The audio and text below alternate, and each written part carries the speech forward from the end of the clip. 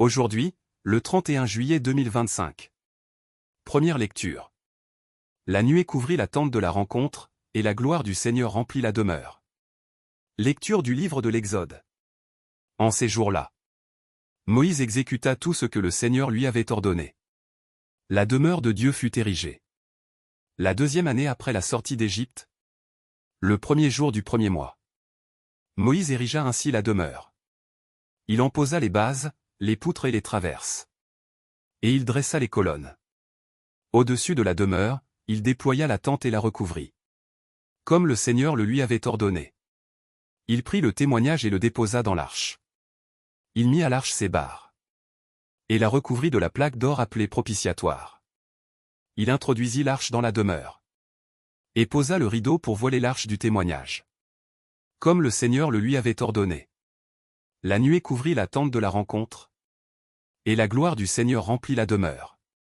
Moïse ne pouvait pas entrer dans la tente de la rencontre, car la nuée y demeurait. Et la gloire du Seigneur remplissait la demeure. À chaque étape, lorsque la nuée s'élevait et quittait la demeure, les fils d'Israël levaient le camp. Si la nuée ne s'élevait pas, ils campaient, jusqu'au jour où elle s'élevait. Dans la journée, la nuée du Seigneur reposait sur la demeure. Et la nuit, un feu brillait dans la nuée, aux yeux de tout Israël. Et il en fut ainsi à toutes leurs étapes. Parole du Seigneur. Nous rendons grâce à Dieu. Psaume. De quel amour sont aimées tes demeures, Seigneur de l'univers. Mon âme s'épuise à désirer les parvis du Seigneur. Mon cœur et ma chair sont un cri vers le Dieu vivant. L'oiseau lui-même s'est trouvé une maison, et l'hirondelle, un nid pour abriter sa couvée. Tes autels, Seigneur de l'univers. Mon roi et mon Dieu. Heureux les habitants de ta maison. Ils pourront te chanter encore. Heureux les hommes dont tu es la force. Des chemins s'ouvrent dans leur cœur. Oui, un jour dans tes parvis en vaut plus que 1000. J'ai choisi de me tenir sur le seuil, dans la maison de mon Dieu, plutôt que d'habiter parmi les infidèles. Évangile. On ramasse dans des paniers ce qui est bon, et on rejette ce qui ne vaut rien. Alléluia. Alléluia. Seigneur, ouvre notre cœur, pour nous rendre attentifs aux paroles de ton Fils. Alléluia. Évangile de Jésus-Christ selon saint Matthieu.